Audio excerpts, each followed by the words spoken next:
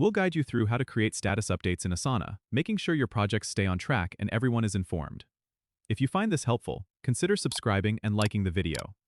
First, open your web browser and log into your Asana account. Once you're in, head over to the project for which you want to create the status update. On the top right corner of the project view, you will see a button labeled Status. Click on this button to begin creating your status update. You'll be taken to a new window where you can customize your update.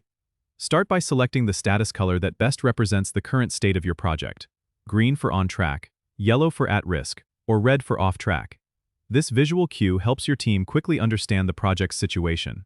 Below the status color, there's a text box for you to write a brief summary of the project's current status. Be clear and concise, highlighting key achievements, roadblocks, or any changes in the timeline. You can also attach files or link to other tasks in Asana that are relevant to this update. This is particularly helpful if you want to provide more context or evidence for your status report. Once you've filled out all the necessary details, you can choose to notify team members by selecting their names in the notification section. This ensures that everyone who needs to know is promptly informed. When you're satisfied with your update, click on the Update button to publish it.